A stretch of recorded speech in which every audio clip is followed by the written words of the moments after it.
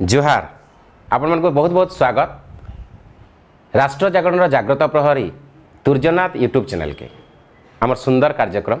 कथा है नुआ नुआ कथा है नुआ नुआ कथा है नुआ नुआ नुआ नुआ जहाँ आपण मैंने जानिछन ई कार्यक्रम रे आम गोटे नुआ अतिथि को पाइसु आ नुआ विषय वस्तु नहीं आलोचना करसु से लगे ये कार्यक्रम ना हूँ कथा है नुआ नुआ गोटे राष्ट्र सेतेबेले परिपूर्ण गोटे राष्ट्र सेतेबेले विकास जेतेबेले तार परंपरा तार संस्कृति के नहीं से महान से दृष्टि विश्व दरबार रे यदि गोटे राष्ट्र परिपूर्ण और विश्वगुरु आख्या पाई बहुत पुरातन जुगरु आज पर्यंत ताहले सेटा भारत कहीं लगी तार संस्कृति एते महान तार परंपरा एते महान जेनटा कि अन्य राष्ट्र मानकर तुलन में बहुत ऊर्ध्वरे से लगी सबु बेले जेतेबेले भी जेन दुर्विपाक कहून कौन समस्या कहून कि गोटे घोर विश्व जेतेबेले घोर संकट देकरी गति करसी सेतेले भारत के समस्ते खुश सन कहीं लगी आपण पुरातन जुग देखी आसबे ऋषि मुनि ऋषि किंबा पौराणिक जुगरु देखी आसबे देवता मानकर कि वर्तमान वैज्ञानिक जुगर भी देखुन भारतर विकासशील राष्ट्र सबुबले उदाहरण सृष्टि कर सारी तो आसुन ई टॉपिक उपरे गोटे राष्ट्रर तार धर्म काना से केन मानकु नेकरी परिपूर्ण से उपरे जिमा आज से प्रथम कथा होची यदि आज भारत गोटे बड़ राष्ट्र रे गठन होची विश्वगुरु मान्यता पाउची ताहले इरा हिंदू राष्ट्र बोलिकरी भी बहुत लोग आगु कहिछन से लगे ना अच्छे भी हिंदुस्तान तो आसन ये सुंदर विषय पर आलोचना करवार लगी आमर सांगे अच्छन आमर समस्त प्रिय राष्ट्रीय स्वयंसेवक संघर ओडिशा पश्चिम प्रांतर माननीय संघचालक श्रीजुक्त विपिन नंद नमस्कार नमस्कार बहुत बहुत स्वागत आमर कार्यक्रम कथा हमा नुआ नुआ के आज गोटे सुंदर विषय वस्तु अच्छे जे हिंदू राष्ट्र आमर जेन भारत राष्ट्र अच्छे तार उपरे गोटे सविशेष आलोचना करमा बहुत लोक मन भितर बहुत माने प्रश्न उंकी मारसी किंतु तार उत्तर बहुत लोग खोजिकी नाई पान तो आम ये कार्यक्रम माध्यम रे आज बहुत उत्तर खोजिकी पाइमा हिंदू प्रथम माने प्रश्न हवा हिंदू कहा के कहमा गोटे श्लोक मु प्रथम आपन को मन पकईदेवी हिमालयात् समारभ्य यावत् इंदु सरोवर तम देवं निर्मितम स्थानम हिंदुस्थानम प्रचक्षते ये श्लोकर अर्थ बहुत साधारण हिमालय आरंभ कर हिंदू सागर पर्यंत जो भूखंड ये भूखंड हूँ देव निर्मित कारण यार जो सीमा समुद्र एवं हिमालय या कौन से मनुष्य निर्माण करने तेणु या कहूँ देव निर्मित तेणु ये देव निर्मित स्थान अच्छे यार ना हूँ हिंदुस्तान ये श्लोकरू आरंभ है ही एवं शेष है इंदु सागर अंदुरे यू ये जो भूखंड रे रोहुवा लोक मान हिंदू बोली कहाला से क्रम में आउ गोटे श्लोक भी आपन को मन पकईदेवी आ सिंधु सिंधु पर्यंता यस्य भारत भूमिका मातृभू पुण्यभूश्चैव सवै हिंदू रीति स्मृतः ये श्लोकर अर्थ भी से भली बहुत साधारण आ सिंधु सिंधु पर्यंता अर्थात सिंधु नदी ठू आरंभ करी समुद्र पर्यंत जो भूखंड ये भूखंड हूँ हिंदुस्तान एवं यही भूखंड को जो माने मातृभू पुण्यभू निजर मातृभूमि एवं निजर पुण्यभूमिर मर्यादा दियंती से मानक कहा जाए हिंदू आम जिते देखमा जे इरा आमर हिंदू राष्ट्र है पुरातन भी अच्छे एवं भी समस्ते कहन हिंदुस्तान भी कहसन आपन गोटे संघ सहित जड़ित अच्छा राष्ट्रीय स्वयंसेवक ओडिशा पश्चिम प्रांतर माननीय संघचालक तो जिते आम हिंदू धर्म किंबा संघर नजरिया रे आम अलग जेन संप्रदाय रहे मुसलमान ख्रिस्टियान से प्रति आपनकर आभिमुख्य कण देखो मुझे श्लोकर କଥା ଏବେ ଆପଣଙ୍କୁ ମନେ ପକାଇଲି ସେ ଶ୍ଳୋକରେ ହିନ୍ଦୁକୁ ଆମେ ଗୋଟିଏ ଭୂଖଣ୍ଡରେ ଥିବା ଲୋକମାନେ ଯେଉଁମାନେ ଏ ଭୂଖଣ୍ଡକୁ ମାତୃଭୂମି ପିତୃଭୂମି ପୁଣ୍ୟଭୂମି କର୍ମଭୂମି ଭାବୁଛନ୍ତି ସେଇମାନଙ୍କୁ ହିନ୍ଦୁ କୁହାହେଉଛି। ଅର୍ଥାତ୍ ହିନ୍ଦୁ ଏକ ପରିଚୟ ଏଇ ଭୂଖଣ୍ଡରେ ଥିବା ଲୋକମାନଙ୍କର। ତ ଏଠି ଯେଉଁ ଯେମିତି ଆପଣ କହିଲେ ଅନ୍ୟ ସମ୍ପ୍ରଦାୟ କହିଲେ ସିଧାସଳଖ ମୋତେ ଲାଗୁଛି ଆପଣଙ୍କ ମନ ଭିତରେ ଆସୁଛି, ଅନ୍ୟମାନଙ୍କ ମନରେ ବି ଆସେ ଯେ ଏଠିକାର ଯେଉଁ ମୁସଲମାନ ଅଛନ୍ତି, ଯେଉଁ ଖ୍ରୀଷ୍ଟିଆନ ଅଛନ୍ତି, ତ ସେମାନଙ୍କୁ କ'ଣ କରିବା, ସେମାନଙ୍କ ବିଷୟରେ କ'ଣ କହିବା, ତାଙ୍କର ପରିଚୟ କ'ଣ କହିବା। ତ ଆମ ଦୃଷ୍ଟିରୁ ଆମେ ଏ ପ୍ରକାର ବିଚାର କରୁ ଯେ ଏଠି ଯିଏ ମୁସଲମାନ ବା ଖ୍ରୀଷ୍ଟିଆନ ଅଛନ୍ତି ସେମାନେ କେଉଁ ବିଦେଶରୁ ଆସିନାହାନ୍ତି, ସେମାନଙ୍କ ପୂର୍ବପୁରୁଷ ସବୁ ଏଇ ଭାରତବର୍ଷର ଏବଂ ସେମାନେ ବିଭିନ୍ନ ଐତିହାସିକ କାରଣରୁ ସେମାନଙ୍କର ଯେଉଁ ମତ ବଦଳେଇଛନ୍ତି, ସେମାନଙ୍କର ଉପାସନା ପଦ୍ଧତି ବଦଳେଇଛନ୍ତି, କିନ୍ତୁ ପୂର୍ବପୁରୁଷକୁ ବଦଳେଇ ପାରିବେନି। ତେଣୁ ତାଙ୍କ ପୂର୍ବପୁରୁଷ ଯେଉଁ ଭୂମିକୁ ପୁଣ୍ୟଭୂମି କହୁଥିଲେ, ଯେଉଁ ଭୂମିକୁ ମାତୃଭୂମି କହୁଥିଲେ, ଏମାନେ ବି ସେଇ ପ୍ରକାର କହିବା ଦରକାର। ପୂଜା ପଦ୍ଧତି ଯାହା ବି ହେଉ, ଉପାସନା ପଦ୍ଧତି ଯାହା ବି ହେଉ, ଏ ଭୂମି ପ୍ରତି ସେମାନଙ୍କର ସେଇ ନିଷ୍ଠା, ମାତୃତ୍ୱର ନିଷ୍ଠା, ମାଆର ନିଷ୍ଠା ରହିବା ଦରକାର, ପୁଣ୍ୟଭୂମି ଭାବିବା ଦରକାର। ଏବଂ ଏ କଥା ଯିଏ ଭାବୁଛନ୍ତି ସେମାନଙ୍କର ଉପାସନା ପଦ୍ଧତି, ସେମାନେ ମୁସଲମାନ ହେଇପାରନ୍ତି, ଖ୍ରୀଷ୍ଟିଆନ ହେଇପାରନ୍ତି, ସେମାନଙ୍କୁ ଆମେ ହିନ୍ଦୁ ବୋଲି ଗଣନା କରୁ। ତ ଆମେ ଯେତେବେଳେ ଜାଣିବା ଗୋଟେ ହିନ୍ଦୁ ଆପଣ କଥା ଆସିଲା, ତ ହିନ୍ଦୁତ୍ୱ ହିନ୍ଦୁ ଆଉ ହିନ୍ଦୁତ୍ୱ ଆଉ ହିନ୍ଦୁ ଧର୍ମର ପରିଭାଷାଟା କ'ଣ? ହଁ, ବର୍ତ୍ତମାନ ସମୟରେ ସମାଜରେ ଏଇ ହିନ୍ଦୁତ୍ୱକୁ ନେଇକରି, ହିନ୍ଦୁ ଧର୍ମର ପରିଭାଷାକୁ ନେଇକରି ବହୁ ପ୍ରକାର ବାଦ ବିବାଦ ବି ଚାଲୁଛି। ତେଣୁ ଆମେ ଜାଣିବା ଦରକାର ବାସ୍ତବିକ ଏହାର ଅର୍ଥ କ'ଣ। ହିନ୍ଦୁତ୍ୱର ହେଲା ଅର୍ଥ, ହିନ୍ଦୁତ୍ୱ ମାନେ ହିନ୍ଦୁମାନଙ୍କର ସ୍ୱତ୍ୱ, ହିନ୍ଦୁମାନଙ୍କର ଅସ୍ମିତା, ହିନ୍ଦୁମାନଙ୍କର ଅସ୍ତିତ୍ୱକୁ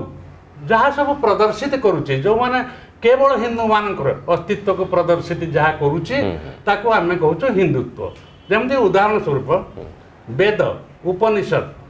ରାମାୟଣ, ମହାଭାରତ ଇଏ ହିନ୍ଦୁତ୍ୱକୁ ପ୍ରଦର୍ଶିତ କରୁଛି, ଏସବୁ ହିନ୍ଦୁତ୍ୱକୁ ପ୍ରଦର୍ଶନ କରୁଥିବା ଜିନିଷ। ସେଇ ପ୍ରକାର ହିନ୍ଦୁମାନଙ୍କର ଯେଉଁ ଦର୍ଶନ ଇଏ ଅନ୍ୟଠି ମିଳିବନି। ଯେମିତିକି ଉଦାହରଣ ସ୍ୱରୂପ ଏକମ୍ ସଦ୍ବିପ୍ରା ବହୁଧା ବଦନ୍ତି, ଗୋଟିଏ ଈଶ୍ୱର ତାକୁ ଭିନ୍ନ ଭିନ୍ନ ଭାବରେ ପରିଭାଷିତ ସେ ହୁଅନ୍ତି। ଏକୋହମ୍ ବହୁଶ୍ୟାମଃ, ଏକ ଈଶ୍ୱର ସେ ବହୁ ଭାବରେ ପ୍ରତିଭାଷିତ ହେଉଛନ୍ତି। ଯେଉଁ ବିବିଧତା ଆମେ ଦେଖୁଛେ ବିଶ୍ୱରେ, ଏ ବିବିଧତା କେବଳ ଏକ ଈଶ୍ୱରଙ୍କର ବିବିଧ ସ୍ୱରୂପ। ଈଶ୍ୱର ସର୍ବଭୂତାନାଂ, କଣ କଣରେ ଈଶ୍ୱର ଅଛନ୍ତି, ଈଶ୍ୱର ସର୍ବତ୍ର ବାସ କରନ୍ତି। କେବଳ ପ୍ରାଣୀ ନୁହେଁ, ମଣିଷ ନୁହେଁ, ସମସ୍ତ ପ୍ରାଣୀ ଜଗତ, କୀଟ ପତଙ୍ଗ, ଯାହା କିଛି ପ୍ରକୃତିରେ ଆମେ ଦେଖୁଛେ, ବିଶ୍ୱରେ ଦେଖୁଛେ, କଣ କଣରେ ଈଶ୍ୱର ବାସ କରନ୍ତି। ଏହି ପ୍ରକାର ଆମର ଦର୍ଶନ। ଏବଂ ଆମର ଶରୀର ବିନାଶଶୀଳ, କିନ୍ତୁ ଶରୀରସ୍ଥ ଯେଉଁ ଆତ୍ମା ସେ ଅବିନାଶୀ, ଇଏ ହେଉଛି ଆମର ଦର୍ଶନ। ଏବଂ ଏହି ପ୍ରକାର ଆମର ଯେଉଁ ବିଶ୍ୱାସ ଅଛି ଯେ ଭାରତବର୍ଷ ହେଉଛି ବିଶ୍ୱ ମାତାର ଗର୍ଭ, ଯେତେବେଳେ ଧର୍ମରେ ଗ୍ଲାନି ଆସେ, ଯଦା ଯଦା ହି ଧର୍ମସ୍ୟ ଗ୍ଲାନିର୍ଭବତି ଭାରତ ଅଭ୍ୟୁତ୍ଥାନମ ଧର୍ମସ୍ୟ ତଦାତ୍ମାନ ସୃଜାମ୍ୟହମ୍, ଭଗବାନ ସ୍ୱୟଂ ଏଠି ଅବତାରୀ ରୂପରେ ଜନ୍ମ ନିଅନ୍ତି। ଏ ପ୍ରକାର ଆମର ଯେଉଁ ବିଶ୍ୱାସ ଅଛି, ଆମର ଯେଉଁ ବିଭିନ୍ନ ପ୍ରକାର ଐତିହାସିକ ଏବଂ ବିଭିନ୍ନ ପ୍ରକାର ବିଜ୍ଞାନ ଟେକ୍ନୋଲୋଜିର ଯେଉଁ ଆମର ଯେଉଁ ପରମ୍ପରା ଅଛି, ଏସବୁ ହେଉଛି ହିନ୍ଦୁର ସ୍ୱତ୍ୱ, ହିନ୍ଦୁ ବା ହିନ୍ଦୁତ୍ୱର ପ୍ରଦର୍ଶନ। ଏସବୁକୁ ନେଇକରି ଆମେ କହୁ ଇଏ ହେଉଛି ଆମର ହିନ୍ଦୁତ୍ୱ। ହିନ୍ଦୁ ଧର୍ମ ସେଇ ପ୍ରକାର ହିନ୍ଦୁର ଆଚାର ସଂହିତା, ହିନ୍ଦୁ କେଉଁ ପ୍ରକାର ବ୍ୟବହାର କରିବ। ତ ସେଥିପାଇଁ ମୁଁ ଦୁଇ ଚାରିଟି ଉଦାହରଣ କେବଳ ଦେବି। ଯେମିତିକି ମାତୃବତ୍ ପରଦାରେଷୁ, ନିଜ ସ୍ତ୍ରୀ ଛଡ଼ା ଆଉ ସମସ୍ତଙ୍କୁ ମା' ପରି ଜ୍ଞାନ କରିବା। ଏ ପ୍ରକାର ହିନ୍ଦୁ ପରମ୍ପରାରେ ଆମେମାନେ ଦେଖିଥିବା ଯେ ଗାଁର ବାକି ସ୍ତ୍ରୀ ଲୋକମାନଙ୍କୁ ବି ଆମେ ମା' ମାଉସୀ କହିକରି ଡାକେ, ନିଜର ଝିଅକୁ ବି ମା' କହିକରି ଡାକେ। ତ ମାତୃବତ୍ ପରଦାରେଷୁ ଇଏ ହେଉଛି ହିନ୍ଦୁର ବ୍ୟବହାର। ସେଇ ପ୍ରକାର ହିନ୍ଦୁର ଅନ୍ୟମାନଙ୍କ ପ୍ରତି କେଉଁଭଳି ବ୍ୟବହାର ଅଛି, ଯେଉଁମାନେ ଆମର ଉପକାରୀ ତାଙ୍କ ପ୍ରତି କୃତଜ୍ଞ ରହିବା, ଯେମିତି କି ଗୋମାତା ଗଙ୍ଗା ମାତା ତୁଳସୀ ମାତା ଏ ପ୍ରକାର ବ୍ୟବହାର ଆମେ କରେ ସେମାନଙ୍କ ପ୍ରତି ଠିକ୍ ସେଇ ପ୍ରକାର ସଂସାର ପ୍ରତି ଆମର କେମିତି ବ୍ୟବହାର ହେବା କଥା ନା ଆମେ ବିଶ୍ୱ ଶାନ୍ତି କହେ ଆମେ ଚାहे ବିଶ୍ୱ ଶାନ୍ତି सर्वे भवन्तु सुखिनः सर्वे सन्तु निरामया सर्वे भद्राणि पश्यन्तु माँ कश्चित दुख भाग भवेत् ये होची हिंदूर व्यवहार संसार प्रति आमे चाहे सारा संसार सुखरे रहू समस्ते भलरे रहंतु ये होची हिंदूर व्यवहार तेणु हिंदू को प्रकार व्यवहार करिवो संसार प्रति समाज प्रति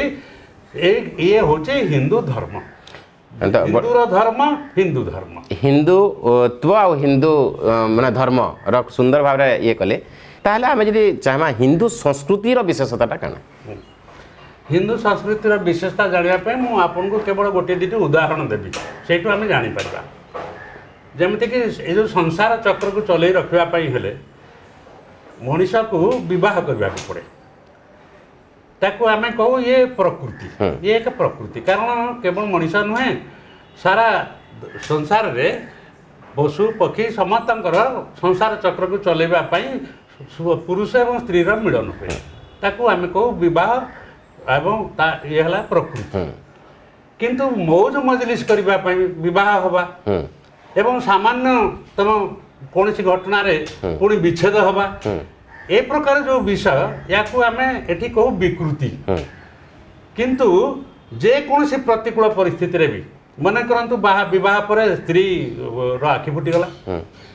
मन करंतु विवाह पर पुरुष लोकर एक्सीडेंट हेकरी कामी हे गला ता सत्वे स्वामी स्त्री हेकरी सारा जीवन एकाठी रहिबा गोटे व्रत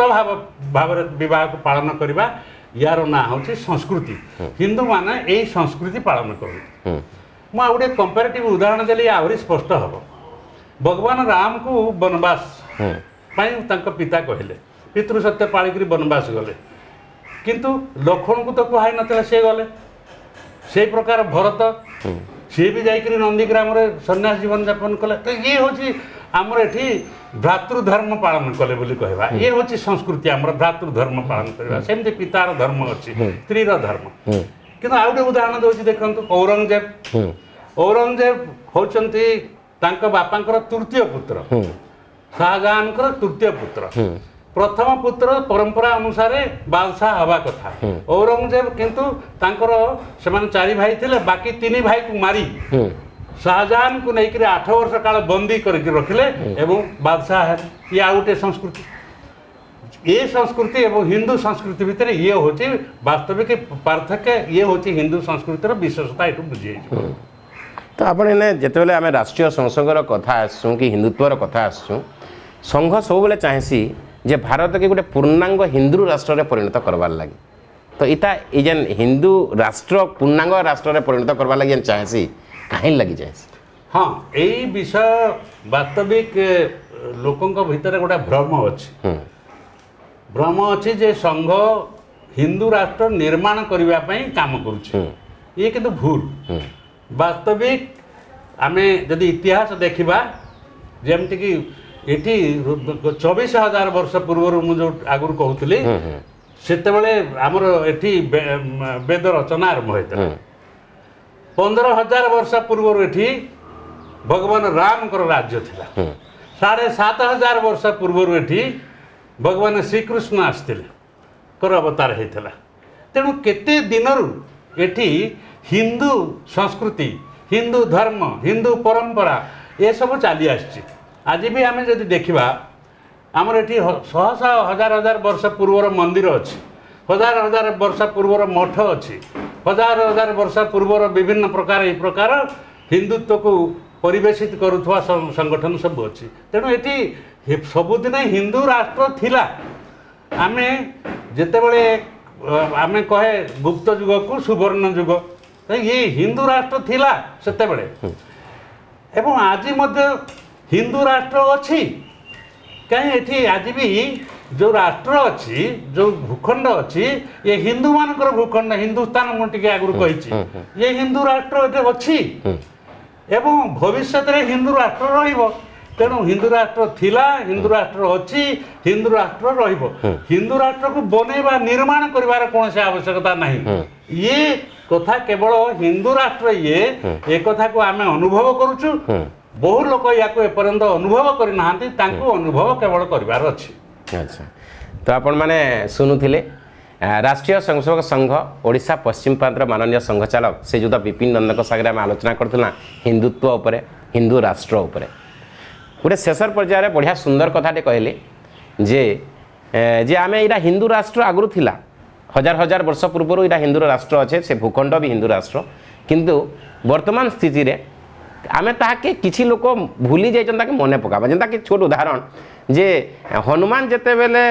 लंका के जाउथिले आ समुद्र देखले सेने लंघी ना पारुथिले सेतले जाम्बवान ताको मने पकाई देथिले बोले हमर आत्मविस्मृति घटिছে आमे हिंदू आ इडा हमर हिंदू राष्ट्र आमर कर्तव्य काना आमर परिभाषा काना आमर काम काना आमर कार्यशैली केनता हबार कथा आमर मनोभाव केनता हबार कथा ई सबू के आमको मने पकाई देउछन जेन वयोज्येष्ठ माने किंबा भल लोक माने ऋषि मुनि ऋषि माने आमर पुराण आमर महाभारत रामायण आम सेनु शिखबार निहाती जरूरी तो से लगी समस्ते फिर आत्मविस्मृति बाहरिकी आसिकी आम गोटे हिंदू राष्ट्र गठन रे जे ताहाके थिला तो हिंदू राष्ट्र तो अच्छी ताहाके आ गोटे सुंदर भाव में आगे नेबार दायित्व ही आमर मानकर तो देखले कथा आम नुआ नुआर एपिसोड रे गोटे सुंदर आलोचना गोटे सुंदर विषय वस्तु के लेकर फिर आम नुआ एपिसोड रे गोटे फ्रेश एपिसोड रे फिर गोटे नुआ अतिथि को आनिक गोटे नुआ विषय वस्तु आम आलोचना करमा आज एपिसोड रे रोचे जोहार।